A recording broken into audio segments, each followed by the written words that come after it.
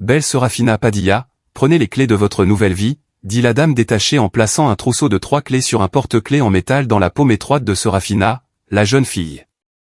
Elle se tenait comme si elle hésitait devant la porte de l'appartement. Madame Melado, en riant, prit les clés et ouvrit la porte à son tour.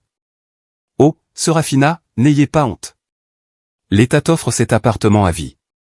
Tu n'as qu'à t'y installer et tu seras heureuse. Une nouvelle vie commence, et vous voilà toute pâle, entre la femme. » Il ouvre la porte et pousse Serafina à l'intérieur, qui le suit. J'ai fermé la porte derrière elle, regarde autour de toi, fais comme chez toi, plaisante-t-il en se dirigeant vers la chambre à coucher et en fermant les rideaux. Je n'arrive pas à y croire, Madame Melado, répond Serafina en marchant timidement et silencieusement dans le couloir derrière la femme. Cela signifie que je suis une adulte maintenant. Je peux vivre comme je veux et faire ce que je veux, réfléchit la jeune fille, comme si elle réalisait ce que signifie être adulte. Tu as tout à fait raison, dit-il en serrant Serafina par les épaules. Tu es déjà une fille légalement adulte, tu peux donc devenir indépendante en toute sécurité, mais Mrs. Nick a levé le doigt de manière significative. Quand il s'agit de faire ce que vous voulez, il y a des doutes, ma chère, dit la femme d'un ton sérieux. Être adulte et gérer sa propre vie ne signifie pas que l'on doit faire ce que l'on veut en étant irresponsable. Être adulte, c'est prendre des décisions responsables, c'est toujours assumer la responsabilité de sa vie. Est-ce que tu comprends? Serafina acquiesce, Madame Melado est la personne qui s'occupe d'elle. Et beaucoup d'autres enfants semblables dans l'orphelinat pendant de nombreuses années. Serafina n'a jamais connu son père. Et les souvenirs qu'elle a de sa mère se sont brouillés avec le temps. Elle n'avait même pas 6 ans lorsque sa mère a été soldat. Les droits parentaux ont été supprimés en raison d'un abus d'alcool continu et d'un manque total de volonté d'élever sa fille. La mère pouvait quitter la maison et mettre plusieurs jours à revenir, laissant la petite Serafina complètement seule et sans pain. L'ami de Bredes avait de la chance si la mère perturbée parvenait à conclure un accord avec un voisin avant sa prochaine cuite. Ce qu'il appelait souvent une visite, afin que sa voisine de confiance, tante Maria, s'occupe de sa fille pendant 1 heure ou 2 pour qu'elle ne s'attire pas d'ennui. Essayer de persuader l'alcoolique est inutile, la gronder ou faire appel à sa conscience l'est encore plus. En entendant ces reproches, la mère devenait furieuse et se comportait de manière agressive. Soit l'alcoolique expérimenté a eu un accès de rage, soit elle s'est soudain réveillée quelque part dans sa conscience. La mère se mettait à crier, à insulter sa mère et sa voisine tante Maria, qui aimait bien sa petite fille, avec un langage de rue vulgaire, et à maudire le monde entier qui avait injustement forcé une personne à renoncer à ce que son âme désirait. Tout le monde le sait déjà, pense la voisine, qui comprend qu'elle est la seule à pouvoir aider la fillette. La mère de Serafina survécut, mais, comme si elle voyait le cheminement de pensée de tante Maria, elle exerça une habile pression, commençant à crier encore plus fort, l'argument mortel selon lequel ce qui avait toujours fonctionné, c'étaient les insultes furieuses adressées à sa fille et les souhaits qu'elle cesse d'être un obstacle à l'interminable acharnement de sa mère pour avoir donné naissance à cette stupide gamine. Elle a crié, je souhaite qu'elle le fasse, qu'elle meure une fois pour toutes, qui en a besoin, un fardeau comme une meule autour de mon cou. Je ne souhaite pas que tu existes dans ce monde, toute ma vie serait un désastre à cause de toi. En général, cet argument mortel affecte instantanément la tante Maria, qui s'exclame, tu me dis, misérable femme, de souhaiter la mort d'un enfant innocent. Elle reprend ses esprits, mais la mère de Serafina, en entendant ces mots, se calme instantanément, comprenant que la manipulation a fonctionné à ce moment-là. Elle pouvait donc se lancer en toute confiance dans une nouvelle folie de Tia Maria. Je plaisante, je ne dis pas ça au sens figuré, et vous êtes si gentille et prévenante. Je vais faire un petit tour par ici, tout près d'ici. C'est bien de changer d'air de temps en temps. Il ne s'agit pas de rester à la maison à faire des corvées tout le temps. La mère intelligente savait que la gentille voisine n'abandonnerait pas l'enfant orphelin. Elle n'était donc pas pressée de rentrer à la maison. D'une manière ou d'une autre, il se débrouillerait sans elle. Je suis gentille avec ça. Bien sûr, répond tante Maria, mais toi, tu ne fais que changer de décor, ta fille reste seule indéfiniment, il n'y a plus rien à manger dans la maison, le frigo est éteint. J'espère qu'il y a quelques sneakers secs de ses copains de beuverie sur lesquels vous portez votre attention à la table de la cuisine. Mais maman était déjà inarrêtable, s'appliquant rapidement du rouge à lèvres sur le front dans le vieux miroir sombre du couloir. Elle répondit au voisin quelque chose comme « Ne te mêle pas de ma vie privée » et disparut instantanément dans une direction qu'elle seule connaissait, sans même jeter un regard d'adieu à sa fille, pour réapparaître à la porte d'entrée 1 semaine ou 2 plus tard, ébranlée par les conséquences de son mode de vie débridé et tombant dans un profond sommeil, comme sa mère, une fois morte. Serafina ayant disparu pendant un mois, la voisine, inquiète, commença à craindre que la femme ne soit plus en vie et se rendit chez le policier pour prendre la petite Séraphine par la main. La mère a été retrouvée peu de temps après, au grand effroi de tante Maria. Il s'est avéré que la malheureuse mère de la petite fille s'était également droguée. Elle s'est retrouvée à 500 km de sa ville natale et a été admise dans un hôpital local pour une grave overdose. La police qui a fouillé les lieux l'a trouvée inconsciente au milieu d'un groupe d'âmes tout aussi désemparées. Pendant quelques jours encore, les membres de l'entreprise n'ont pas prêté attention à la toxicomane comateuse, et leur folie se serait logiquement terminée par son départ de la vie sans que personne ne s'en aperçoive.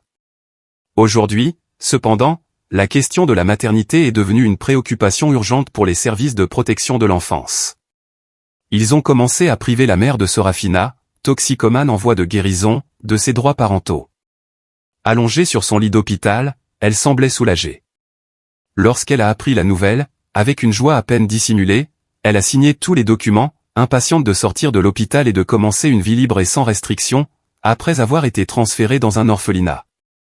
Sa voisine, tante Maria, inquiète du sort de la fillette à laquelle elle avait consacré tant de temps et d'efforts, lui rendait régulièrement visite, contredisant ses craintes. L'orphelinat de sa ville n'est pas un lieu effrayant et monstrueux. Les éducateurs qui y travaillent ne sont pas des monstres ou des gens qui trafiquent sans scrupule des élèves sans défense. Il s'agissait de femmes au grand cœur qui s'occupaient des orphelins comme s'il s'agissait de leurs propres enfants. La voisine a vite remarqué que l'état de la fillette s'améliorait. Au fur et à mesure qu'elle allait mieux, elle a commencé à manger et à prendre du poids. Ses joues devinrent roses et ses cheveux rouges comme le feu. La dame aux 12 boucles, l'une des soignantes, éclate de rire à la vue de Fina. « Qui est venu chercher cette petite pispire ?» s'exclame-t-elle.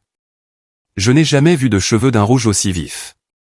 Donnez-moi des allumettes pour que je les allume bientôt. » La jeune fille s'adapte à sa nouvelle vie.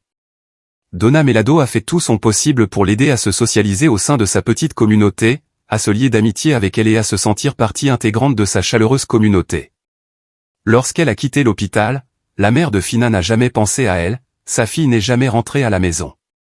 Peu après, Tia Maria a reçu une convocation de la police pour identifier un corps. La mère de Fina n'avait aucun parent et il était peu probable que ses copains ivres participent au processus d'identification. Il s'agissait d'une personne qui, souvent, ne se souvenait même pas de qui elle était ni d'où elle venait dans une ville voisine. La rivière a rejeté le corps d'une femme correspondant à la description de la mère de Fina dans la poche de son manteau. Séparation en paragraphes pour une meilleure organisation.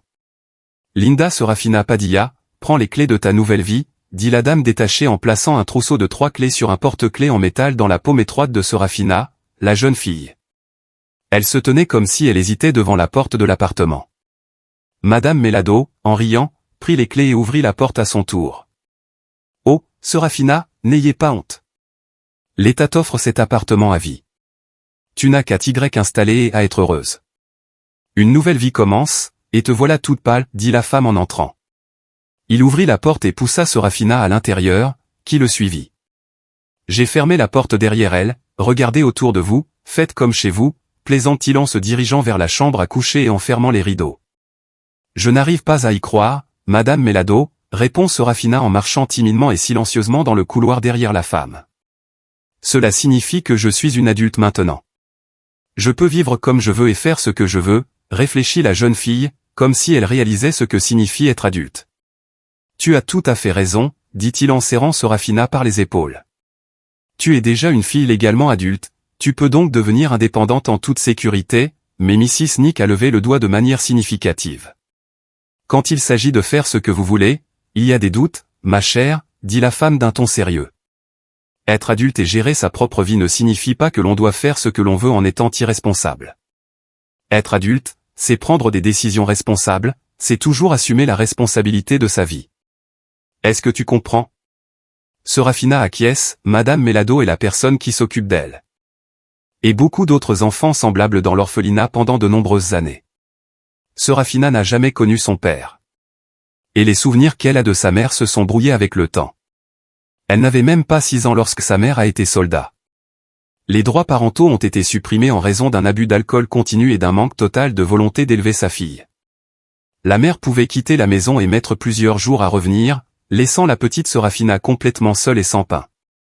L'ami de Bredès avait de la chance si la mère perturbée parvenait à conclure un accord avec un voisin avant sa prochaine cuite. Ce qu'il appelait souvent une visite, afin que sa voisine de confiance, tante Maria, s'occupe de sa fille pendant 1 heure ou 2 pour qu'elle ne s'attire pas d'ennui. Essayer de persuader l'alcoolique est inutile, la gronder ou faire appel à sa conscience l'est encore plus. En entendant ces reproches, la mère devenait furieuse et se comportait de manière agressive. Soit l'alcoolique expérimenté a eu un accès de rage, soit elle s'est soudain réveillée quelque part dans sa conscience. La mère se mettait à crier, à insulter sa mère et sa voisine tante Maria, qui aimait bien sa petite fille, avec un langage de rue vulgaire, et à maudire le monde entier qui avait injustement forcé une personne à renoncer à ce que son âme désirait. Tout le monde le sait déjà, pense la voisine, qui comprend qu'elle est la seule à pouvoir aider la fillette. La mère de Serafina survécut, mais, comme si elle voyait le cheminement de pensée de tante Maria, elle exerça une habile pression, commençant à crier encore plus fort, l'argument mortel selon lequel ce qui avait toujours fonctionné, c'étaient les insultes furieuses adressées à sa fille et les souhaits qu'elle cesse d'être un obstacle à l'interminable acharnement de sa mère pour avoir donné naissance à cette stupide gamine. Elle a crié, je souhaite qu'elle le fasse, qu'elle meure une fois pour toutes, qui en a besoin, un fardeau comme une meule autour de mon cou. Je ne souhaite pas que tu existes dans ce monde, toute ma vie serait un désastre à cause de toi. En général, cet argument mortel affecte instantanément la tante Maria, qui s'exclame, tu me dis, misérable femme, de souhaiter la mort d'un enfant innocent. Elle reprend ses esprits, mais la mère de Serafina, en entendant ces mots, se calme instantanément, comprenant que la manipulation a fonctionné à ce moment-là. Elle pouvait donc se lancer en toute confiance dans une nouvelle folie de tia Maria. Je plaisante, je ne dis pas ça au sens figuré, et vous êtes si gentille et prévenante. Je vais faire un petit tour par ici, tout près d'ici. C'est bien de changer d'air de temps en temps. Il ne s'agit pas de rester à la maison à faire des corvées tout le temps. La mère intelligente savait que la gentille voisine n'abandonnerait pas l'enfant orphelin. Elle n'était donc pas pressée de rentrer à la maison. D'une manière ou d'une autre, il se débrouillerait sans elle. Je suis gentille avec ça. Bien sûr, répond tante Maria, mais toi, tu ne fais que changer de décor, ta fille reste seule indéfiniment, il n'y a plus rien à manger dans la maison, le frigo est éteint. J'espère qu'il y a quelques sneakers secs de ses copains de beuverie sur lesquels vous portez votre attention à la table de la cuisine. Mais maman était déjà inarrêtable, s'appliquant rapidement du rouge à lèvres sur le front dans le vieux miroir sombre du couloir. Elle répondit au voisin quelque chose comme « Ne te mêle pas de ma vie privée » et disparut instantanément dans une direction qu'elle seule connaissait, sans même jeter un regard d'adieu à sa fille, pour réapparaître à la porte d'entrée 1 semaine ou 2 plus tard, ébranlée par les conséquences de son mode de vie débridé et tombant dans un profond sommeil, comme sa mère, une fois morte. Serafina ayant disparu pendant 1 mois, la voisine, inquiète, commença à craindre que la femme ne soit plus en vie et se rendit chez le policier pour prendre la petite Séraphine par la main. La mère a été retrouvée peu de temps après, au grand effroi de tante Maria. Il s'est avéré que la malheureuse mère de la petite fille s'était également droguée. Elle s'est retrouvée à 500 km de sa ville natale et a été admise dans un hôpital local pour une grave overdose. La police qui a fouillé les lieux l'a trouvée inconsciente au milieu d'un groupe d'âmes tout aussi désemparées. Pendant quelques jours encore, les membres de l'entreprise n'ont pas prêté attention à la toxicomane comateuse, et leur folie se serait logiquement terminée par son départ de la vie sans que personne ne s'en aperçoive. Aujourd'hui, cependant, la question de la maternité est devenue une préoccupation urgente pour les services de protection de l'enfance.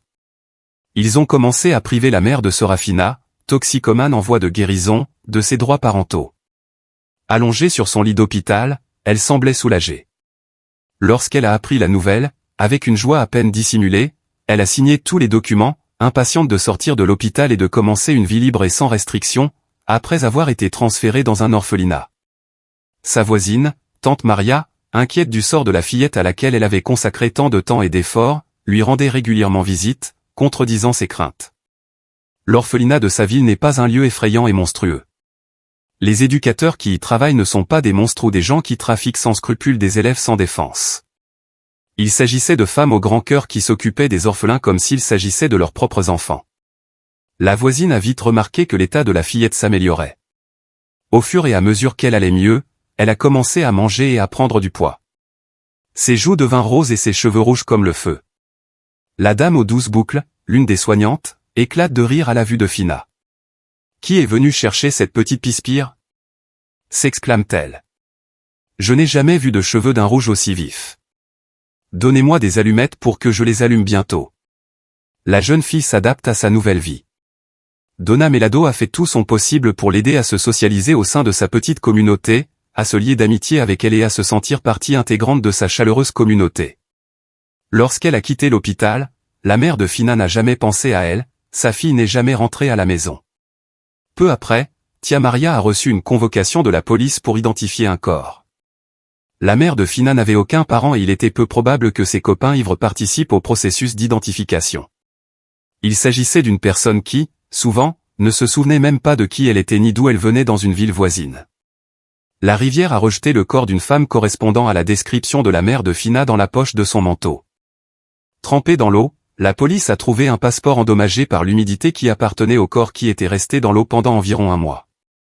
Il est impossible de déterminer avec certitude l'apparence de la noyée. La tante Maria, qui est venue identifier le corps, se bénit et regarde la défunte. Cependant, elle ne pouvait pas dire avec certitude si la mère de Fina était ou non devant elle sur la civière à la morgue. Personne ne devait le savoir, car la police était déjà à pied d'œuvre pour enquêter sur la disparition du corps de l'alcoolique et du toxicomane. L'homme disparu a été enterré sous le nom de la mère de Fina, et la jeune fille est désormais officiellement considérée comme une orpheline. L'orphelinat que Fina a rapidement récupéré s'est révélé très talentueux et intelligent. Madame Melado, qui n'avait ni enfant ni mari, a consacré sa vie à s'occuper d'enfants orphelins et s'est constamment occupée de Fina lorsque celle-ci est allée à l'école. Je lisais déjà couramment des livres pour enfants, j'aimais la poésie et j'ai même essayé d'écrire des vers pour son anniversaire. La soignante a offert à Fina un album de ses propres poèmes dans une belle couverture en papier glacé, et Fina a commencé à y écrire ses propres compositions, comme une lectrice avide. Fina fréquentait assidûment la bibliothèque régionale et aimait s'y rendre, appréciant l'atmosphère tranquille de la bibliothèque et l'arôme des livres qui y étaient rangés. Elle a ensuite réalisé qu'elle voulait devenir bibliothécaire lorsque Madame Melado a grandi, qui a essentiellement joué le rôle de sa mère, encourageant avec enthousiasme son intérêt pour les livres et la lecture. Si vous voulez devenir une vraie bibliothécaire, habituez-vous à être ordonnée et responsable, a déclaré Madame Melado. N'oubliez pas que le travail d'un bibliothécaire consiste à susciter l'intérêt et le goût de la lecture chez les gens. Lorsque Fina a terminé l'école, elle était sûre de s'inscrire dans un établissement de la ville spécialisé dans la littérature. Il existe depuis longtemps une société d'amoureux des livres, de passionnés de littérature et de poètes, bien sûr. Elle était une habituée de cette communauté, qui comptait parmi ses membres des poètes et des écrivains amateurs qui organisaient régulièrement des lectures de leurs œuvres pour les membres de la communauté. Fina a participé plusieurs fois à ces soirées, et tous les participants s'accordaient à dire que la jeune poétesse n'avait qu'une seule voie à suivre dans la vie, la littérature et la poésie. Un soir, parmi les membres réguliers de la communauté, une nouvelle personne est apparue. Il s'agissait d'un homme âgé d'environ 70 ans, d'apparence assez respectable, qui arrivait à l'événement communautaire dans une voiture étrangère rétro avec chauffeur et qui avait l'habitude de fumer une pipe de tabac parfumé. Lorsque Fina a lu ses poèmes, l'homme a applaudi avec plus d'enthousiasme que n'importe qui d'autre et a prophétisé un brillant avenir littéraire à la jeune femme de la ville. On disait de lui qu'il était considéré comme un nouveau venu, qui avait récemment quitté la capitale pour s'installer ici, achetant une nouvelle maison et décidant d'abandonner le bruit et les changements constants de la grande ville pour la tranquillité des faubourgs de province. Un soir, Don Barsena a aimé le manoir qu'il possédait et a invité les personnes présentes après l'événement communautaire à fêter leur anniversaire dans son manoir. Certains se sont empressés de rentrer chez eux, d'autres avaient d'autres engagements ce soir-là. Mais certains, dont Fina, ont accepté avec plaisir l'invitation à se rendre chez Don Barsena. Dans le vaste salon de sa maison, une table était déjà dressée avec du bon champagne. Fina avait alors 17 ans et n'avait jamais goûté à l'alcool, mais lorsqu'on plaça devant elle une délicate coupe remplie de cette boisson dorée et pétillante, elle se sentit mal à l'aise en la refusant. La soirée s'est déroulée dans une atmosphère chaleureuse et sincère. L'hôte lui-même n'a bu que de l'eau minérale, invoquant les consignes strictes du médecin contre l'alcool. À la fin de la soirée, Don Barsena demande à son chauffeur de ramener Madame Melado et Fina à l'orphelinat. Lorsqu'elle sentit une légère odeur de champagne sur Fina, elle s'inquiéta de savoir où se trouvait la jeune fille et lui tint un discours sur la nécessité de ne pas faire confiance à tous les hommes, dont les amants corrompus, dont il fallait s'éloigner le plus possible. Cependant, Don Barsena arrive bientôt en personne à l'orphelinat. La directrice et Madame Melado sont surprises par cette visite et se préparent à être en état d'alerte. Pour le bien de votre petite fille, n'importe qui peut devenir un tel visiteur, et nous ne pouvons pas être trop prudents, pensait-il. Don Barsena, cependant, arrive avec une proposition et demande aux tuteurs de Fina s'ils veulent bien l'aider à organiser la vaste bibliothèque de sa maison.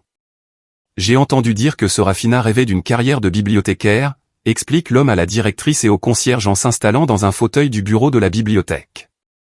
La directrice et moi avons pu constater son amour des livres et de la lecture, il a regardé les hautes étagères qui couvraient un mur entier rempli de livres. Les femmes ont réagi avec prudence à l'intérêt inattendu de Don Barsena, car cet intérêt soudain semblait suspect. Lorsqu'il s'en rendit compte, l'homme rit et les rassura, « Je comprends votre scepticisme, mais vous vous inquiétez sans raison. Je veux simplement aider une jeune fille talentueuse à réaliser son rêve. Elle est vraiment passionnée par la bibliothéconomie, et non par la mode et les cosmétiques, comme beaucoup d'autres filles de son âge. J'ai moi-même 2 petits-enfants, mais je ne peux malheureusement pas en dire autant d'eux. Ils ont des centres d'intérêt complètement différents. Bien que l'enthousiasme certain pour les livres et la lecture soit vraiment perceptible dans ma bibliothèque, celle-ci a accumulé au fil des ans des milliers de livres, dont certains sont assez rares et précieux. En entendant que le visiteur inattendu avait des petits-enfants, les femmes se sont un peu détendues. Cependant, le directeur, le regardant, dit sérieusement, « Il n'est certainement pas important que vous développiez et participiez à de telles activités, d'autant plus que vous prévoyez d'entrer à l'Institut l'année prochaine. Cependant, nous garderons toujours un œil sur nos étudiants. Et si quelque chose arrive, soyez assurés que nous ne vous ferons aucun mal, » a-t-il ajouté avec fermeté. « Je vois que notre avenir est entre de bonnes mains, » a répondu Don Barsena en plaisantant, « mais vous avez tout à fait raison de prendre cette affaire au sérieux. Je vais installer une caméra de surveillance dans ma bibliothèque, et vous pourrez voir à tout moment ce que Fina fait chez moi. » Nous allons essayer, a déclaré la directrice de l'orphelinat, Fina, soulagée d'entendre cela. La maison de Don Barsena contenait d'innombrables livres, et l'occasion de les trier était pour elle comme un rêve devenu réalité. Lorsque le visiteur fut parti, Fina sortit du bureau de la directrice et les 2 femmes échangèrent un regard d'approbation. « Je doute qu'il ait encore l'air très étrange, » dit la directrice à la concierge. « Il n'a pas vraiment l'air d'être le genre de gars qui s'intéresse aux filles, mais il y a toujours quelque chose de suspect chez lui. Il est peu probable que nous puissions le convaincre d'abandonner cette tâche maintenant. Pour être honnête, quand il est venu nous voir, même s'il ne l'avait pas fait, il l'aurait découvert de toute façon. Voyons comment les choses se passent, peut-être que la jeune fille en profitera. » C'est ce que décide Aaron, qui aide Don Barsena surtout le week-end. Tôt le lendemain matin, il se précipite chez lui pour se plonger à nouveau dans le monde unique des livres, très nombreux dans la bibliothèque. Don Barsena avait l'habitude d'attendre la jeune fille à une table servie pour le petit déjeuner. Il était inhabituel pour quelqu'un de s'asseoir à une table avec des serviettes amidonnées et de la porcelaine, mais Don Barsena était un interlocuteur intéressant et expérimenté. Fina oublia rapidement son environnement, absorbée par une autre conversation captivante. Cependant, Madame Melado surveillait de près la façon dont son élève passait son temps dans la maison. Lorsque Fina atteint l'âge de 18 ans, la gardienne devient particulièrement sérieuse. « Maintenant que tu es adulte, dit-elle à la jeune fille, tu vas bientôt commencer à vivre seule dans ton propre appartement, qui est prévu pour tous les diplômés de l'orphelinat. Mais d'ici là, conformément à la loi, nous ne pourrons plus contrôler légalement ta vie. Vous comprenez, bien sûr, que vous pouvez toujours compter sur nous. Mais toutes tes décisions concernant les relations que tu as avec d'autres personnes, en particulier les hommes, sont les tiennes. N'oubliez jamais que vos souhaits et vos intérêts sont toujours les plus importants.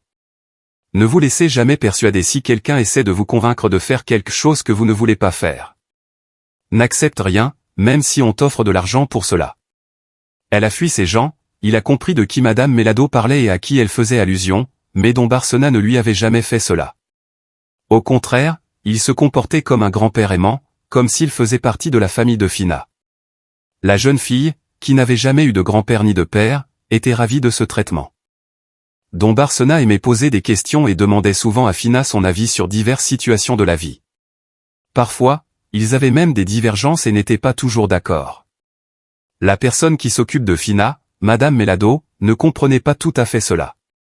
Elle cherchait toujours des arrière-pensées dans les relations entre Fina et Don Barsena. Mais elle avait beau chercher, elle ne trouvait rien de suspect. Le jour était venu où Fina, son élève de longue date aux cheveux roux et bouclés, deviendrait complètement indépendante et s'affranchirait de l'opinion des seules personnes qui veillaient réellement à son bien-être. À côté de la jeune fille dans son nouvel appartement, Madame Melado se rend compte que sa brillante étincelle n'est pas encore prête pour la vie d'adulte. Mais que faire ? Fina ne pouvait pas rester éternellement à l'orphelinat et il était temps de commencer à grandir. Avoir son propre appartement était tout à fait opportun pour commencer une vie indépendante, d'autant plus que la maison où Fina est née a été démolie et que les habitants ont été relogés. Il n'y avait nulle part où retourner, il était donc crucial de prendre le contrôle de la situation. Madame Nick, a-t-elle demandé joyeusement, pour l'instant, vous aurez un travail, peut-être dans le magasin voisin que je répare. Je vous engagerai comme vendeuse et, en attendant, vous pourrez vous préparer à l'examen d'entrée. Je t'ai appris à cuisiner. Voici le réfrigérateur, la gazinière, tout ce dont tu as besoin. Utilise-les et prends les choses en main comme une vraie hôtesse ici. Le concierge ramasse un sac sur le sol et le pose sur un tabouret. Nous avons préparé des assiettes et du linge de lit pour vous. Utilisez-les et achetez ce dont vous aurez besoin plus tard, dit Zoé, d'un ton volontairement excité mais doux. Elle comprend que sa soignante s'inquiète pour elle, et cache son inquiétude derrière son discours. Ne t'inquiète pas, je ne vais nulle part. Nous continuerons à nous voir tous les jours comme avant, assure Fina à son accompagnatrice. Comment ne pas s'inquiéter alors que pendant tant d'années, nous avons toujours été ensemble? Et maintenant, à quoi cela va-t-il ressembler, se demande Zoé. Ok, tu as raison, il n'y a pas de quoi s'inquiéter. J'ai beaucoup de choses à faire aujourd'hui, dit Zoé en se serrant dans les bras de Fina, qui referme la porte. Une nouvelle vie, pensa Fina en déballant ses affaires. Soudain, son téléphone sonne. C'était Don Barsena, qui souhaitait lui offrir un cadeau personnel pour son anniversaire. Négatif, dit-il en observant la réaction de Fina lorsqu'elle accepte le cadeau. Je veux rester en contact avec mon assistante. Qu'y a-t-il de si étrange à cela, demanda-t-il en lui faisant signe de venir vers lui. Il lui promit d'être bientôt là, dès qu'il aurait déballé ses affaires et se serait installé dans sa nouvelle maison dans 1h30. Lorsque Fina arriva au manoir de Don Barsena, celui-ci était assis dans un fauteuil près de la cheminée du salon, un livre à la main et fumant une pipe au tabac aromatique. Alors, comment tu t'installes, demanda-t-il en voyant Fina entrer. Assieds-toi et dis-moi où tu as décidé de travailler avant d'aller à l'université, d'accord? Je ne voulais vraiment pas travailler dans le magasin où Madame Melado a trouvé un emploi, répond Fina. Tu n'es pas obligé de travailler dans ce magasin si tu ne veux pas, dit Don Barsena. En fait, je voulais te proposer quelque chose. Que dirais-tu si je t'engageais pour faire le même travail que celui que tu fais actuellement? Organiser ma bibliothèque, m'aider à cataloguer les livres et parfois me tenir compagnie. Après tout, nous sommes amis, n'est-ce pas? Sourit-il. Fina apprécie l'offre, mais se souvenant des instructions et des avertissements de Madame Melado, il hésite et dit, ce serait très aimable. Je vous remercie de votre attention et de votre soutien, mais, Don Barsena, pourquoi me montrez-vous une telle gentillesse? Je suppose que vous avez vos propres petits-enfants et enfants, mais vous n'en parlez jamais. Ils sont très bien, ma chère, dit Don Barsena d'un ton pensif. Barsena dit pensivement, comme s'il décidait de quelque chose. Il y a longtemps que je voulais vous parler et je crois que le moment est venu. Il sortit une photo du livre qu'il tenait et la tendit à Fina. C'était la photo d'un jeune homme aux cheveux roux bouclés. Il doit s'agir d'un membre de votre famille, peut-être votre fils ou votre petit-fils, suggéra Fina. Eh bien, pas un petit-fils, dit Don Barsena en riant. Mais vous avez raison, c'est un parent. Et pas seulement un parent, mais mon propre fils, dit-il en se retournant brusquement. Un fils qui, malheureusement, a commis de nombreuses erreurs dans la vie et qui a quitté ce monde. Malheureusement, que lui est-il arrivé, demanda-t-elle avec sympathie. Je vous en prie, racontez-moi. C'est une triste histoire, commente Mgr Barsena. En tant que père, je ne me suis pas beaucoup occupé de mon fils, confiant son éducation à ma femme et à plusieurs nounous. Bien que je sois riche, très riche, j'ai hérité de mon père une entreprise de plusieurs millions de dollars que j'ai encore développée au cours de ma vie. Cependant, j'ai oublié le plus important, le transmettre quand j'étais jeune. J'ai cru bêtement que gagner de l'argent et prospérer étaient les principales valeurs. J'ai négligé beaucoup de choses, sans comprendre le rôle d'un père dans l'éducation de ses enfants. Et mon fils unique a grandi en parfait égoïste, habitué à l'idée que le monde entier tournait autour de lui. Dès son plus jeune âge, sans rien demander en retour, il a grandi avec la conviction sincère que tout le monde lui devait quelque chose et qu'il ne devait rien à personne. Mais qu'est-ce que je pensais? Il est trop tard pour changer quoi que ce soit. Le chemin que mon fils a choisi pour lui-même l'a conduit à la perdition. Le vieil homme soupire et se tait, écoutant patiemment, éprouvant de la sympathie pour lui, mais ne comprenant toujours pas le but de cette conversation. Après une pause, Don Barsena poursuit son récit. Dès son plus jeune âge, mon fils unique, Pasquale, a montré un penchant pour une vie corrompue et sans but, toujours avec de l'argent en quantité illimitée dans sa poche. Il s'est initié à l'alcool, à la dépravation et, plus tard, aux substances illicites. À l'âge de 18 ans, il était devenu un véritable alcoolique, menant une vie insouciante. Lorsque je m'en suis rendu compte, il était trop tard. Sa mère le protégeait farouchement, me cachant ses aventures. Bien plus tard, j'ai appris ses exploits par des personnes extérieures. Ma femme et moi avons commencé à nous disputer sérieusement au sujet de notre fils, ce qui a finalement abouti à une rupture et à un divorce. Elle est partie en exigeant une maison séparée pour elle et notre fils, ainsi qu'une aide financière mensuelle substantielle. À partir de ce moment-là, je n'ai plus eu aucune influence sur Pasquale. Quelque temps plus tard, ma femme m'a informé que notre fils allait se marier. Malheureusement, la jeune fille qu'il avait choisie pour épouse s'est avérée être une chasseuse de fortune. Après le mariage, Pasquale n'a pas changé son mode de vie. J'ai essayé de lui parler et de lui expliquer que sa vie devait prendre un autre chemin maintenant qu'il était mari et chef de famille. Mais il avait bu toute la nuit et n'avait dormi que quelques heures. Il tenait à peine debout. Il m'a ri au nez et m'a dit « Oh, je vous en prie, ce n'était pas mon idée. » C'était son idée, celle d'Agatha. Je l'ai juste acceptée pour m'amuser, a déclaré la jeune femme en riant. Agatha était enceinte, mais elle ne semblait pas s'inquiéter du mode de vie de son mari. Le mariage a duré un peu plus de 3 ans, au cours desquels Agatha a donné naissance à un autre enfant, pensant qu'elle avait désormais assuré son avenir grâce à une pension alimentaire pour ses 2 enfants. Après le divorce, j'ai acheté un nouvel appartement pour mon fils et son ex-femme, dans lequel ils ont emménagé. Mon fils a continué à vivre de la même manière et a bientôt fait entrer une nouvelle petite amie dans sa vie. Elle était parfaite pour lui, jeune et déjà alcoolique expérimenté.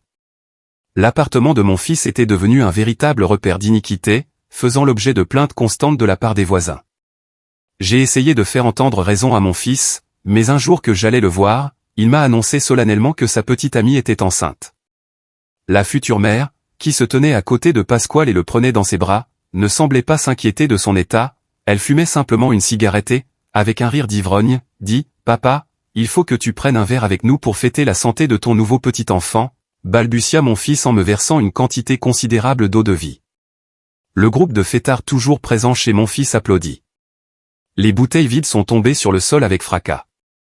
Je me suis rendu compte d'une chose, si la petite amie de mon fils était vraiment enceinte, il fallait sauver le futur petit enfant. Sous prétexte de savoir, j'ai fait sortir la future maman dans le couloir et je l'ai conduite directement à l'hôpital. Elle a ronflé sur la banquette arrière pendant tout le trajet.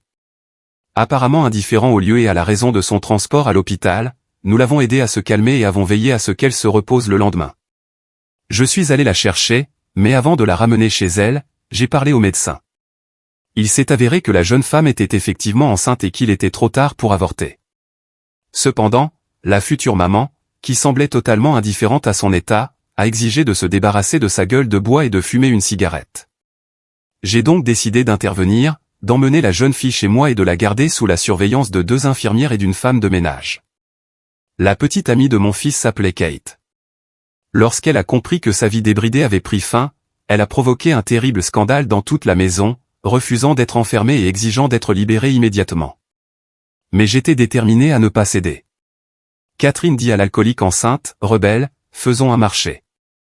Tu vas vivre avec moi pendant quelques mois, en t'abstenant totalement d'alcool et de tabac à partir d'aujourd'hui. Si tu te comportes bien, tu vivras comme une reine. Plus tard, quand le moment sera venu, tu pourras accoucher et suivre ta propre voie, en laissant l'enfant ici. Pour cela, je vous verserai une somme importante et j'espère ne plus jamais entendre parler de vous. C'est parfait, répond Kate avec enthousiasme. Le montant que j'ai clairement mentionné. Étonnamment, son esprit semblait fonctionner à plein régime, calculant le nombre de bouteilles qu'elle pourrait acheter. Avec cet argent, Katharina a accepté de vivre dans la maison de Don Barsena, tout en se doutant que la femme enceinte ne portait pas son enfant en raison de son mode de vie. Elle aurait pu avoir plusieurs couples et il était impossible d'en être sûr, mais Don Barsena pensait qu'il devait sauver cet enfant, quel qu'en soit le père. Cette fille va donc donner naissance à un autre petit enfant, interrompit le silence. Pas Serafina. Malheureusement, la vieille Katharina a réussi à s'échapper de ma maison peu avant l'accouchement, en essayant à plusieurs reprises de persuader le personnel de la libérer, mais en vain. La tragédie est survenue peu après, mon fils est mort d'un empoisonnement à l'alcool à l'hôpital. Mon ex-femme, qui a assisté aux funérailles, a découvert par hasard que Katharina vivait dans ma maison et qu'elle était sur le point de donner naissance à l'enfant de mon fils. Elle a compris que cet enfant deviendrait le 3e héritier de ma fortune et a décidé d'éliminer l'héritier inutile. Je ne comprenais pas pourquoi mon ex-femme s'était soudain mise à visiter ma maison sous divers prétextes et m'envoyait régulièrement mes petits-enfants, alors qu'ils n'avaient pas pensé à moi depuis des mois. Je ne sais pas comment elle s'y est prise, mais un matin, la chambre de Catherine était vide. Les 2 infirmières dormaient profondément à côté de sa porte. La gouvernante et moi n'avons pas réussi à les réveiller. Elles étaient clairement défoncées. « Mais tu as trouvé Kate plus tard, n'est-ce pas ?» demanda Serafina avec impatience. « Je ne l'ai pas retrouvée tout de suite », répondit Don Barsena avec un soupir. « Elle a disparu comme si elle n'avait jamais existé. J'ai engagé un détective pour la retrouver. Il a parcouru tout le pays, car il n'y avait toujours pas de certitude qu'elle avait survécu à son mode de vie et donné naissance à un garçon. Quelques années plus tard, on a retrouvé sa trace dans une petite ville, mais je me suis rendu compte qu'il était trop tard. Katharina n'était plus en vie à l'époque, et l'enfant pouvait. En retrouvant l'enfant, Serafina demande impatiemment à Don Barsena, qui reste silencieux et semble perdu dans ses pensées. « Oui, c'était une fille », répondit Mgr Barsena avec un sourire, mais pas un sourire. Immédiatement, dans la ville où Katharina a été enterrée, il y a eu un étranger qui a dit qu'elle avait mené une vie de sans-abri, payant pour les zones voisines avec des gens comme elle. Personne ne l'avait jamais vue avec un enfant, et personne ne pouvait dire si elle avait un enfant ou non. J'avais déjà conclu que Katharina n'avait jamais accouché ou qu'elle avait eu un enfant mort-né. Cela n'aurait pas été surprenant, compte tenu de son mode de vie, mais l'existence de l'enfant s'est rapidement imposée comme une évidence inattendue. La voix de Don Barsena tremblait d'émotion. Katharina a accouché alors qu'elle vivait dans une autre ville.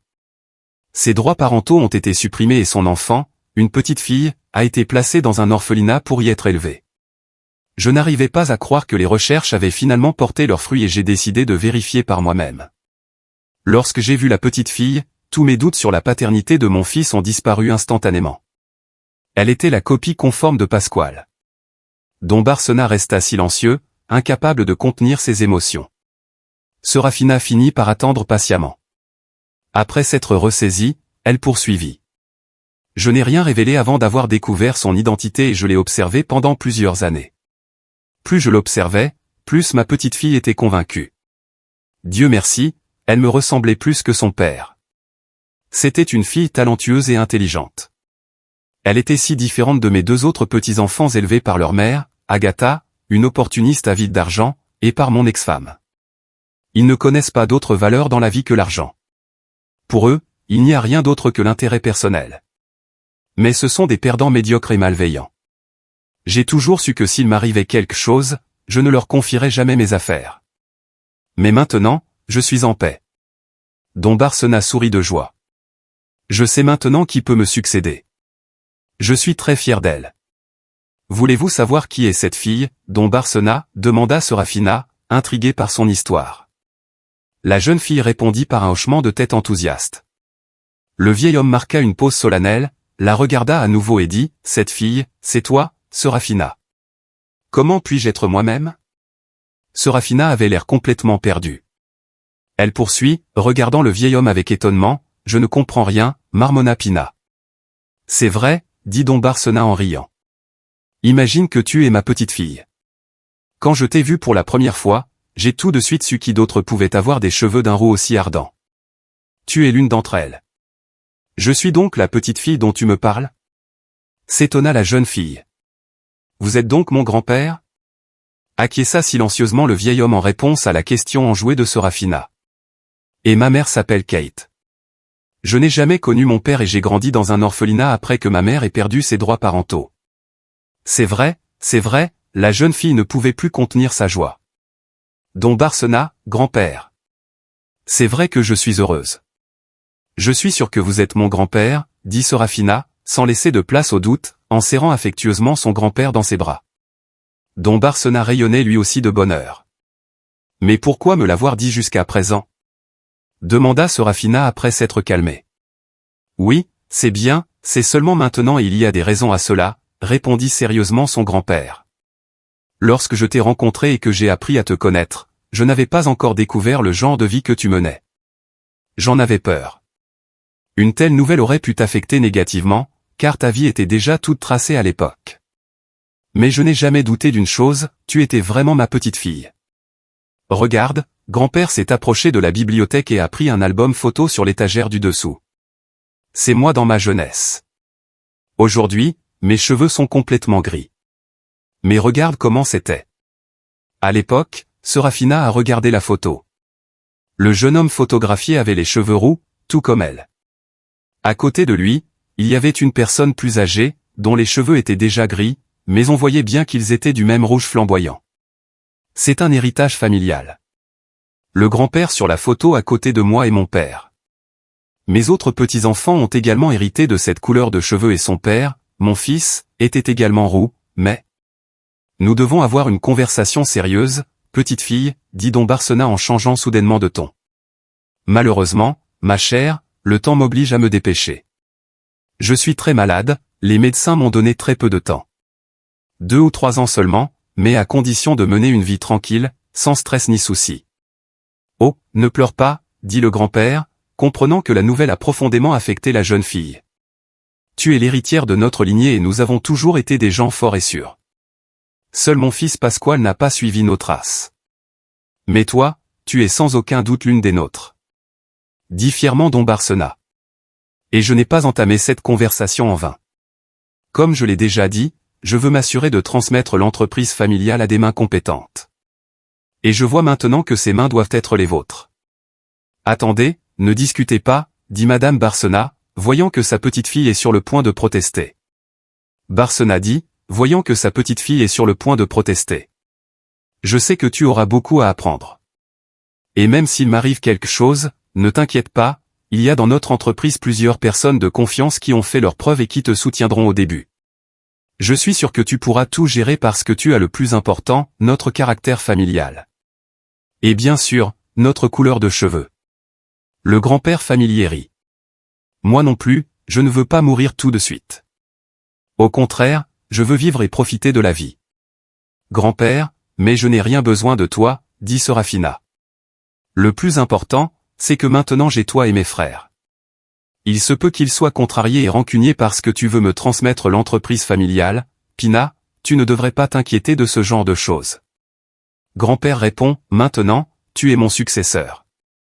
Et cela implique une grande responsabilité envers ton frère et ta sœur, mes autres petits-enfants.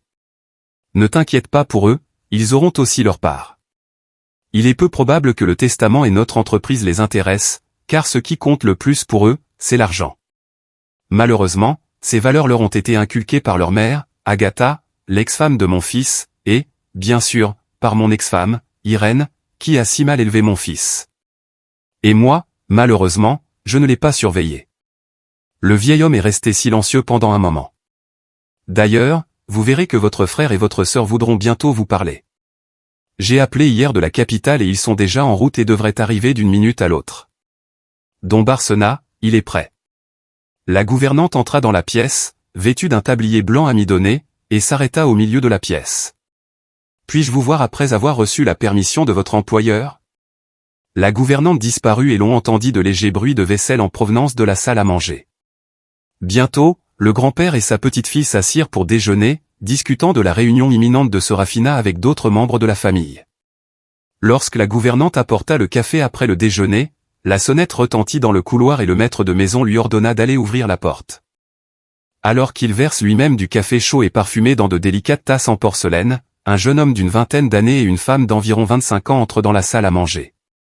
Les deux roux, Serafina, ont immédiatement compris qu'il s'agissait de son frère et de sa sœur.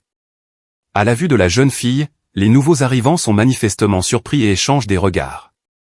Lorsque leur grand-père les présente, Serafina leur serre la main. Les frères et sœurs ne purent s'empêcher de remarquer ces regards hostiles cachés derrière des sourires polis. Le frère s'appelait Gregorio et sa sœur Marina. Ils avaient déjà mangé quelque chose en chemin et rejoignirent leur grand-père et Serafina qui prenaient un café. Ils se sont intéressés à la vie de la jeune fille lorsqu'ils ont découvert qu'elle était douée pour la littérature et la poésie. Ils lui demandèrent de lire quelques-uns de ses poèmes. Don Barsena regarde ses petits-enfants avec plaisir, son visage s'orne d'un sourire heureux. L'après-midi arrive et Serafina se prépare à partir. Chez elle, elle a hâte de se sentir enfin propriétaire de son appartement. Don Barsena dit au revoir à sa petite-fille avec regret, acceptant sa promesse de revenir à la maison demain. Pendant que le grand-père se retirait dans son bureau pour lire et fumer sa pipe avant de se coucher, le frère et la sœur, regardant autour d'eux avec circonspection, s'assirent sur un petit canapé près de la cheminée et commencèrent à parler à voix basse. « Tu te rends compte de ce qui se passe ?» chuchote Marina à son frère, la fille de cette Kate, l'alcoolique. « Tu te souviens que maman nous parlait d'elle, l'amie de papa, et puis il se trouve qu'il a eu un fils », remarque Marina avec dégoût. Depuis que grand-père s'est attaché à elle, il ne s'est jamais comporté comme ça avec nous, maintenant nous allons probablement devoir partager l'héritage. Avec cette ratée, tu verras qu'elle prendra une partie de notre argent, poursuivit-elle avec haine. En entendant le mot argent, Gregorio se mit en alerte. Tu crois que grand-père va lui laisser tout ça? Gregorio regarda sa sœur d'un air dubitatif. Qui sait, répondit Marina. La loi du mal n'a pas encore été annulée. Une chose est sûre, nous devons nous débarrasser de cet orphelin le plus vite possible. Le lendemain, tout le monde se retrouve dans le salon de la maison de Don Barsena. Après le déjeuner, le grand-père remercie la femme de ménage qui a commencé à mettre la table et s'en va. Il s'adresse à ses trois petits-enfants, « Je vois que vous vous êtes rencontrés, je suis content. Désormais, Serafina fera partie de notre famille au même titre que toi, Mara et Grégo, alors je pense que vous devriez passer plus de temps ensemble pour apprendre à mieux vous connaître. Allez quelque part tous les trois, amusez-vous bien, je vous attends. Demain, nous devons encore organiser la bibliothèque, dit Don Barsena en serrant sa petite fille par les épaules. Je sors me promener et j'ai des affaires professionnelles à régler aujourd'hui, ajoute le grand-père en se dirigeant vers son bureau. Marina s'adresse à sa sœur Serafina sur un ton volontairement enjoué. Alors, quelles sont tes idées? Comme tu connais mieux ta ville, tu pourras nous indiquer où nous devrions aller en premier et ce que nous devrions faire. Tout ira bien. Il marqua une pause dans ses réflexions. Peut-être pourrions-nous aller au musée d'histoire locale, suggéra-t-il avec hésitation, pensant que son frère et sa sœur ne trouveraient peut-être pas la visite d'un musée intéressante. Gregorio et Marina échangèrent un regard significatif, puis Marina poussa discrètement son frère et fit un signe de tête en direction de Serafina. Quelle merveilleuse idée, n'est-ce pas, Grec? Les musées sont si intéressants, j'adore ça, oui, c'est une excellente idée, renchérit Gregorio avec un enthousiasme fin. Nous irons certainement visiter le musée d'histoire locale. Serafina, tu vas nous inviter chez toi, grand-père nous a dit de mieux nous connaître à ce moment-là. Nous sommes très intéressés par ta vie et tu viens d'acheter un appartement, ajoute Gregorio. Bien sûr, répond Serafina, qui se dit que sa nouvelle famille n'est peut-être pas aussi matérialiste et avare que Madame Barsena l'a décrite. Assise dans la voiture de Gregorio, la famille se rendit chez Serafina. Serafina se rend compte qu'elle n'a rien à offrir à son frère et à sa sœur. S'arrêtant dans un magasin, la famille accepte avec enthousiasme tandis que Marina et Gregorio remplissent leur caddie et passent à la caisse. Serafina s'inquiète de ne pas avoir assez d'argent pour tout acheter, d'autant plus que son frère a choisi une bouteille d'alcool assez chère, expliquant qu'il fallait bien fêter une telle situation. « Oh, ne t'inquiète pas, ma sœur, rassure Gregorio, nous couvrirons toutes les dépenses, nous avons assez d'argent pour cela. Ton rôle est simplement de nous accompagner et de dresser la table dans ton appartement comme une vraie hôtesse. » Bientôt, les frères entrèrent dans l'appartement de Serafina. Marina regarda autour d'elle en entrant, un air de dédain à peine dissimulé sur le visage. « Très mignon et confortable, hein, Grégo » dit-il à son frère, en jetant un regard significatif en direction de Serafina. Pendant ce temps, Serafina est occupée. À table, il organise les sandwichs achetés au magasin et, lorsque tout est prêt, son frère ouvre la bouteille. « Bon, il faut fêter cette rencontre » dit-il en versant l'alcool dans des verres. « Je ne bois pas » protesta Serafina en voyant cela. Gregorio lui verse une quantité considérable d'alcool dans son verre, « Je n'ai goûté au champagne qu'une seule fois dans ma vie. »« Et je n'ai vraiment pas aimé » ajouta Serafina en hésitant. « Comment cela se fait-il » demanda son frère surpris, « Tu ne bois jamais. »« Eh bien, c'est louable, j'ai encore confiance. Tu te débrouilles très bien, mais tu es un adulte. Maintenant que tu nous as vraiment, nous, ta famille, tu ne veux pas nous montrer un peu de respect, et maintenant nous sommes tes invités. Gregorio prit une expression offensée. Serafina, Grégo a raison, intervint Marina. Marina intervient, vous devriez nous montrer un peu de respect. Vous ne le savez peut-être pas, mais il y a des règles de conduite pour les hôtes qui reçoivent des invités. Et c'est une très bonne boisson qui se boit facilement. Pourquoi ne pas en boire quelques gorgées par respect? Gregorio trinque rapidement pour célébrer la rencontre. Après avoir bu une petite gorgée, Serafina se rendit compte que la boisson était beaucoup plus forte qu'elle ne le pensait. Au début, elle a l'impression que sa tête tourne et que la pièce autour d'elle oscille, comme lorsqu'elle fait un tour en bateau sur la rivière. Pendant quelques instants, Serafina a eu l'impression d'être sur le pont lors d'une de ces excursions fluviales organisées par Donna Melado, son aide-soignante, pendant la saison. Elle a eu la brève sensation d'être sur le pont d'une de ces excursions. Ses pensées étaient confuses et elle se retrouvait avec un autre verre servi par son frère, qui contenait une autre dose de la boisson enivrante. Elle entendit à travers la brume et ces mots résonnèrent dans sa tête comme s'ils rebondissaient sur les parois d'un profond puits de pierre, déjà au bord de l'inconscience. Serafina sentit qu'on lui versait quelque chose dans la gorge contre sa volonté, incapable d'avaler le liquide. Elle commença à s'étouffer. « Attends » chuchota Marina à son frère, « elle pourrait s'étouffer, Dieu nous en préserve, et tu devras répondre d'elle à grand-père, je sais qu'elle est sortie avec lui. » Nous sommes calmes, tout est sous contrôle, assure Gregorio à Serafina en la surveillant de près. Oh, on dirait qu'elle est prête, dit-il avec satisfaction, en prenant son téléphone portable et en allumant l'écran. Nous allons faire un petit film pour la postérité. Ce sera plus utile si notre petite sœur ne coopère pas, et on appellera grand-père. D'accord, ajoute-t-il en plaisantant et en composant le numéro de son grand-père par le biais d'un appel vidéo. Allez, ma sœur, dis à grand-père à quel point tu veux qu'il prenne les rênes. Gregorio place le téléphone devant le visage de Serafina, qui peine à ouvrir les yeux. Elle regarde l'écran et, voyant son grand-père, rit comme une ivrognerie, la langue engourdie par l'alcool, parvient à dire « Grand-père, bonjour, c'est moi, ta petite fille. » Qu'est-ce qui se passe? Tu te sens mal, dit son grand-père d'une voix tremblante d'inquiétude. Non, je ne me sens pas très bien, nous avons juste bu quelques verres, ajoute Serafina, la langue bien pendue, avant de tituber et de s'effondrer sur le sol, s'endormant instantanément. Don Barsena met fin à l'appel vidéo. Le frère et la sœur échangent un regard, éclatent de rire et se heurtent. À eux cinq, leur plan avait fonctionné, maintenant grand-père réfléchirait 100 fois avant de prendre une décision, maintenant qu'il avait vu ce dont sa petite-fille bien-aimée était capable en déconnectant l'appel vidéo. Don Barsena se serra la poitrine. Il avait commis une erreur en donnant à Serafina des qualités qu'elle ne possédait pas. Elle resterait la fille de parents rebelles, suivant désormais leurs traces. Je dois aller la voir immédiatement, décida-t-il en appuyant sur le bouton pour appeler la gouvernante. Soudain, il ressentit une oppression dans la poitrine, comme s'il était pris dans un étau. Il chancelle, manque de perdre connaissance à cause de la douleur, mais parvient à se relever. Dès que la maîtresse de Yav arriva en réponse à son appel, elle s'empressa de dire, d'une voix à peine audible, « Dites au chauffeur d'apporter la voiture. Dites au chauffeur de ramener la voiture. Nous devons partir d'urgence, murmura-t-il, puis elle s'effondra, inconsciente. » Serafina ouvrit difficilement les yeux et regarda autour d'elle, surprise de se retrouver allongée sur le canapé de la maison, avec une table pleine d'amuse-gueules, des verres renversés et une bouteille vide jetée sur le côté. Elle essaya de se lever, mais sa tête tournait dangereusement. « Qu'est-ce qui s'est passé? Qu'est-ce qui m'arrive » demande-t-elle à voix haute. Les souvenirs de son frère et de sa sœur lui revinrent soudain en mémoire. Ils étaient ici avec elle, à ce rassemblement pour fêter et rencontrer leurs parents. Serafina tourna la tête avec beaucoup d'effort et regarda l'horloge sur le mur, qui indiquait le matin. Combien de temps avait-elle dormi?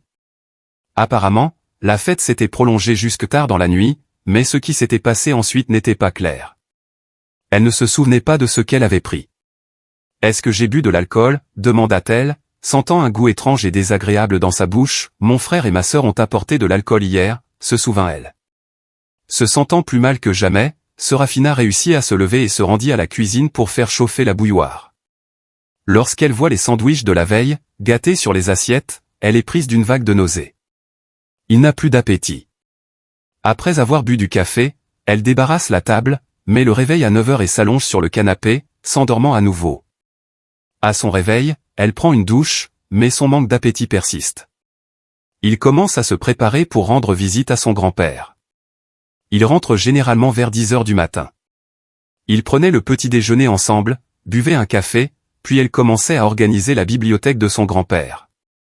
Aujourd'hui, se rendant compte qu'elle risquait d'arriver plus tard que d'habitude, Serafina a composé le numéro de son grand-père pour lui faire savoir qu'elle arriverait plus tard dans la journée, mais elle n'a pas eu de réponse sur son téléphone. Ne parvenant pas à communiquer avec lui, Serafina décide de se rendre chez lui. En ouvrant la porte, comme le fait habituellement la femme de ménage, Serafina découvrit avec surprise qu'il n'y avait personne à la maison. Serafina demanda à la femme de ménage, « Pourquoi tout le monde a-t-il disparu ?» Les clés sont allées dans le salon et elles ont commencé à faire le ménage. « Vous ne savez pas » s'exclama la gouvernante en débarrassant les étagères, dont Barsena est à l'hôpital dans un état grave. Dans un état critique, Madame et Monsieur Barsena sont également hospitalisés dans l'unité de soins intensifs. Lorsque Serafina a appris la nouvelle, un frisson l'a parcouru. C'est pourquoi son grand-père n'a pas répondu à son appel après avoir appris par la femme de ménage dans quel hôpital se trouvait son fils. Le grand-père s'y est rendu immédiatement, mais il n'a pas été autorisé à le voir, les visites étant interdites dans un état critique. Ne sachant que faire, la jeune fille s'est assise sur le canapé du couloir. C'était elle qui avait tout gâché et maintenant elle admirait le résultat de l'erreur que Serafina avait entendue. Soudain, une voix se fit entendre à côté d'elle. En levant les yeux, la jeune fille vit Marina et Gregorio qui se tenaient devant elle. « Qu'est-ce que vous êtes ?» demanda Marina.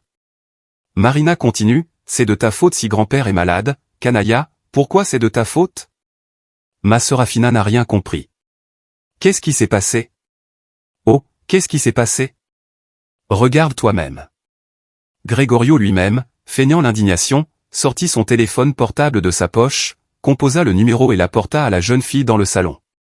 Serafina se retrouva à peine capable de parler et assise à une table, un verre à la main. « Qu'en penses-tu » demanda son frère d'un ton moqueur, « et il y a d'autres vidéos de ce genre pour toi. Je peux te les montrer si tu n'es pas trop gêné pour les regarder toi-même. » Elle continue à pointer du doigt l'écran du téléphone. « Grand-père a vu tout ça » s'exclame Serafina, horrifiée.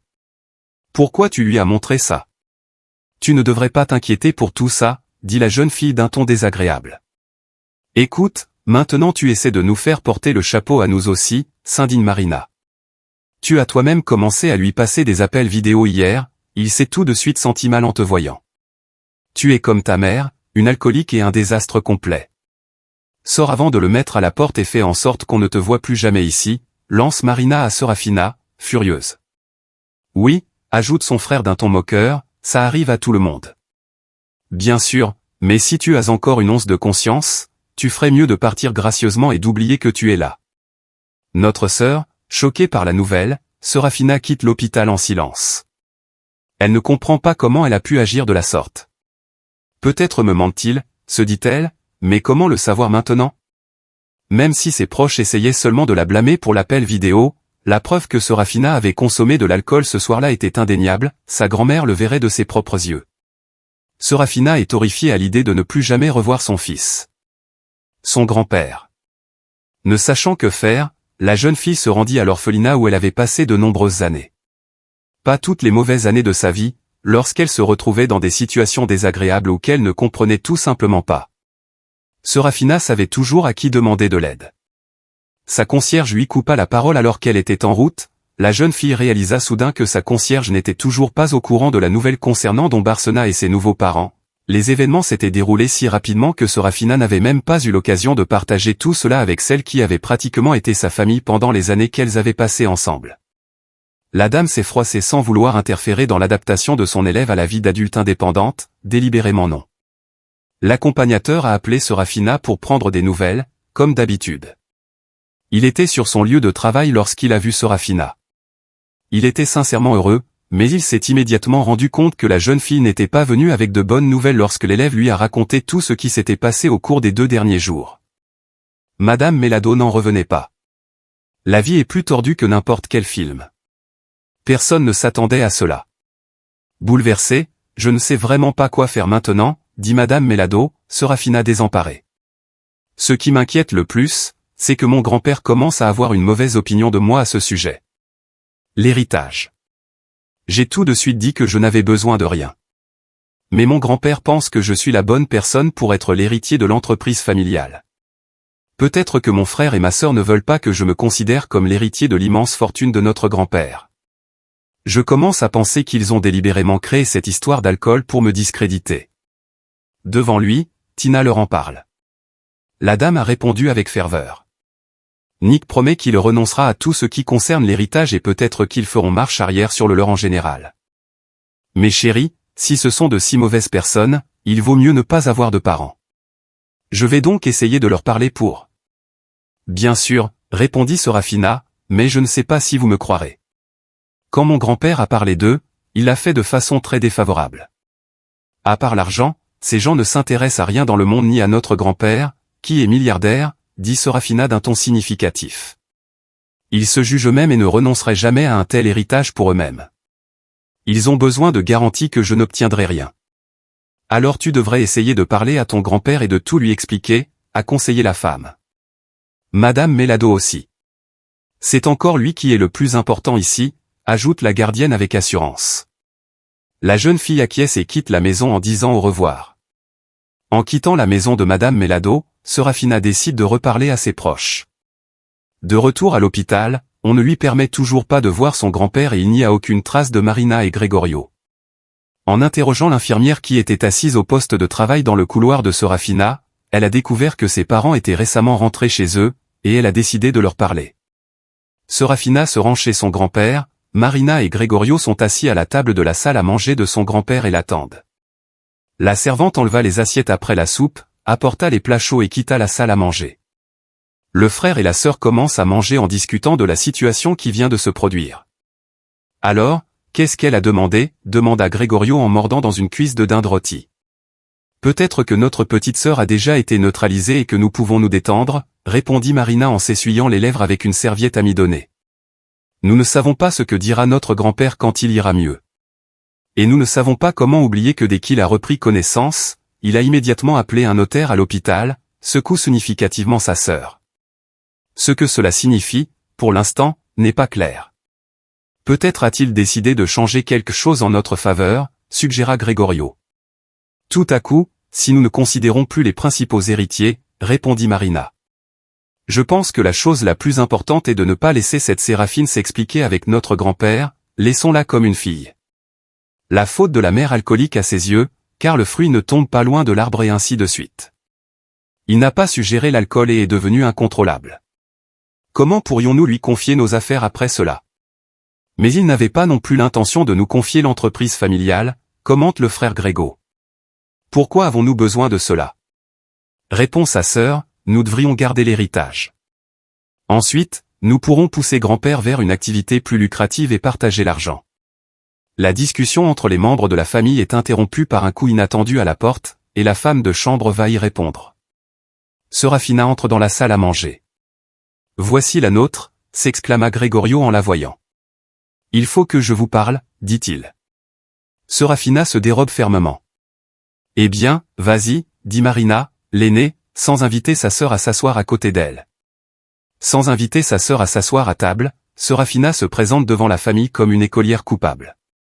Grand-père avait raison à leur sujet, pensa-t-il, et il disait, je veux qu'ils m'écoutent. Maintenant, je n'ai pas besoin de leur fortune, tu vois, il est fort probable qu'ils aient monté cette histoire avec l'alcool dans le but de me discréditer devant grand-père. Mais rappelez-vous, je n'ai jamais bu, je ne bois pas et je n'ai pas l'intention de le faire. Peu importe qui est ma mère, je ne veux pas que grand-père ait une mauvaise opinion de moi.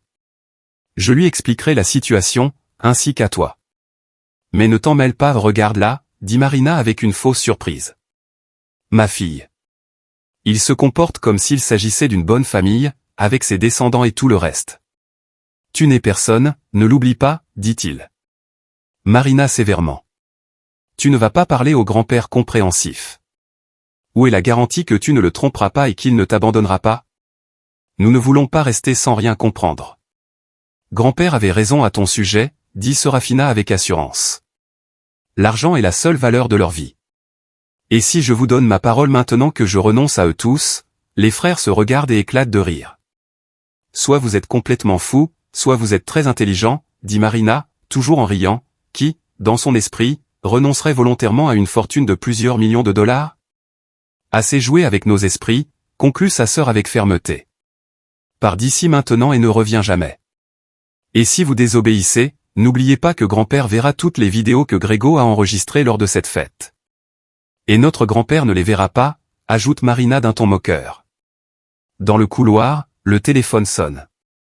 La femme de chambre décroche et, après une brève conversation, raccroche. En entrant dans la salle à manger, elle informe les 3 jeunes gens. Madame Marina Enas, Monsieur Gregorio Barcena et Madame Serafina Padilla ont appelé de l'hôpital. Votre grand-père dont Barcena vient de. À sa mort, son cœur s'est arrêté et toutes les mesures prises par les médecins sont restées sans effet. Quelle nouvelle, s'exclame Gregorio, surpris. C'est tout à fait inattendu. Et maintenant, dit Marina en s'adressant à Serafina avec insistance. J'espère que l'affaire est réglée maintenant. En tout cas, tu ne pourras plus lui parler. Grand-père, nous ne t'arrêterons plus ici. J'espère que tu n'as pas changé d'avis sur l'héritage, tu refuses, comme tu nous l'as assuré tout à l'heure. Alors, oui ou non, je ne veux plus rien avoir à faire avec toi, Serafina, grand-père, s'écrie-t-elle avec amertume. Comment cela a-t-il pu se produire dès que j'ai appris ton existence récemment et maintenant je t'ai perdu? Je suis un ours, c'est très touchant. Maintenant je vais pleurer moi aussi, prétend Gregorio avec cynisme. Eh bien, nous avons tout mis au clair. Alors, au revoir, dit Marina, sans prêter attention aux larmes de Serafina. Serafina quitta la maison de son grand-père avec tristesse et se laissa guider par ses yeux. Elle ne savait plus comment continuer, s'accusant d'être responsable de sa mort. Son frère et sa sœur avaient agi de façon méprisable, mais que regardait-elle soudain? La jeune fille réalisa où ses pieds la menaient. En soulevant la clôture de pierre familière de la maison de son enfance, incapable de retenir ses larmes, Serafina a trouvé le. La femme effrayée a couru à la recherche d'un sédatif sans comprendre ce qui se passait et sans savoir comment calmer la jeune fille. En versant de l'eau dans un verre et en y mettant le médicament, l'aide-soignante a presque forcé la jeune fille à en boire le contenu, tandis que la jeune fille buvait dans le verre en ayant du mal à avaler. La vie, pensa Madame Melado en caressant la tête de Serafina. Tu sais, à ta place, j'irai quand même à l'enterrement, dit Madame Melado avec assurance. Tu es une petite fille comme ton frère et ta sœur. Si tu as décidé de renoncer à ton héritage au nom des droits de ta famille, tu as certainement le droit de dire adieu à ton grand-père, d'autant plus que tu n'as pas pu le voir à cause de la volonté de tes proches. Mais je ne comprends toujours pas pourquoi tu as décidé de ne pas accepter l'héritage en même temps que ton frère et ta sœur. Tu as fait une erreur en les suivant, ajoute la gardienne. Serafina ne répond pas, ses forces sont épuisées et elle ne demande qu'à se reposer et à tout oublier, encouragée par Madame Melado. La jeune fille se calma un peu et s'apaisa. Il rentra chez lui. Arrivé dans son appartement, il s'allongea immédiatement sur le lit et s'endormit profondément. Grand-père devait arriver 3 jours plus tard, et après réflexion, Serafina décida que Madame Melado avait raison, personne n'avait le droit de l'empêcher de dire au revoir à son parent. Serafina compose le numéro. Comme d'habitude, c'est la gouvernante qui répond à l'appel et l'informe que les jeunes gens ne sont pas à la maison. Serafina demande à la femme de lui indiquer l'heure et le lieu des funérailles. Les jeunes gens demandèrent au personnel de ne pas laisser entrer Serafina dans la maison et même d'éviter tout contact avec elle. Après un moment d'hésitation, la gouvernante donna secrètement à la jeune fille l'heure et la date de l'enterrement. Les jeunes messieurs n'aimaient pas cette femme d'expérience. Dès qu'ils se sont sentis héritiers, le frère et la sœur ont commencé à se comporter de manière irrespectueuse et grossière avec elle. Don Barcena et Serafina n'ont jamais toléré un tel comportement. Serafina remercie sincèrement la gouvernante et décide résolument de se rendre à l'enterrement à l'heure convenue. En essayant de ne pas attirer l'attention et en évitant Marina et Gregorio, elle arriva au salon funéraire. La cérémonie était déjà terminée, elle avait commencé pendant l'office. Serafina resta en arrière, chacun essayant de voir à travers les pleureuses vêtues de noir qui entouraient le cercueil de son grand-père. Il remarqua Marina et Gregorio pour la première fois. Immédiatement, d'autres personnes s'alignent autour d'eux, des parents, des amis et des connaissances de Don Barcena se promènent et Marina ne cesse de regarder autour d'elle et de chuchoter à 2 femmes en deuil qui se tiennent à côté d'elle. Il s'agit probablement de sa mère et de sa grand-mère, l'ex-femme de mon grand-père, pensa Serafina. Enfin, la cérémonie est terminée et il est temps de se dire au revoir. Faisant semblant d'être désolé pour Marina et Gregorio, ils furent les premiers à s'approcher du cercueil, suivis par les autres participants qui attendaient leurs frères et leurs sœurs. En quittant le bâtiment, Serafina regarde autour d'elle et s'approche timidement du cercueil en regardant son grand-père d'un air impuissant. Se retenant de pleurer, Serafina remarque soudain un regard pénétrant dans sa direction de la part d'une femme plus âgée portant un chapeau et un voile de deuil, qui était avec son frère et sa sœur pendant la cérémonie. Elle la regarde avec méfiance. Finalement, elle s'approcha résolument de Serafina et lui dit avec colère, « Voici ma petite fille soi-disant nouvellement découverte, ex-mari, à en juger par la couleur de ses cheveux, vous devez croire que le fait d'être rousse fait automatiquement d'elle l'héritière. Tu t'es peut-être coloré les cheveux, » s'est écriée la femme. Marina et Gregorio apparaissent tout près, « Ah, voilà le serpent rusé », siffle-t-il. Marina, voyant Serafina sortir d'ici, rapidement Grégo, vint m'aider en saisissant la jeune fille à bras-le-corps. Des deux côtés, ses proches l'entraînent de force. La grand-mère qui avait complètement perdu son sang-froid a poussé Serafina avec colère par derrière tandis que ses proches l'ont jeté dehors avec force sur le sol. « Eh bien, le voilà », dit sévèrement Marina en se penchant directement sur la cafétéria en face d'elle. « Je vois que tu ne comprends pas les mots. Donc, en gardant cela à l'esprit, l'héritage était le nôtre, et le nôtre et restera le nôtre et le vôtre, idiote. Tu continueras à n'être personne comme avant. Si jamais je te revois dans ma vie, tu le regretteras. Je te promets que nous ne reculerons devant rien, alors garde cela à l'esprit pendant que les participants aux funérailles et les membres de la famille installent le corbillard, ferment le cercueil avec le corps de Don Barsena et le chargent dans le véhicule. » Le corbillard est parti en direction du cimetière, Serafina s'est levée avec difficulté et est rentrée chez elle. Ses proches s'inquiètent en vain, elle n'envisage même pas de réclamer l'héritage et n'a aucune envie de savoir où et quand le testament de son grand-père sera lu. Le lendemain, elle passe la journée dans un état de confusion. Serafina retourna au manoir et s'adressa à la gouvernante pour savoir où son fils était enterré. Grand-père, cependant, la gouvernante a fermement insisté pour qu'il n'aille pas au cimetière tout de suite. Les propriétaires ont exigé que la gouvernante ne révèle en aucun cas l'emplacement de la tombe. Après la lecture du testament, Serafina dit que demain tous les membres de la famille retourneront à la capitale et qu'ils pourront alors se rendre avec elle sur la tombe de Don Barsena. En remerciant la femme, Serafina a raccroché le téléphone et a commencé à reconstruire sa vie d'une manière ou d'une autre. Après s'être préparée, elle est allée travailler dans le magasin où Madame Melado, entre-temps, lui avait trouvé un emploi dans le bureau du directeur. Lorsque le notaire a lu publiquement le testament, les proches n'en revenaient pas de ce qu'ils entendaient, de ce que le notaire lisait. Après avoir ouvert l'enveloppe scellée contenant le testament, il a laissé les héritiers incrédules et furieux.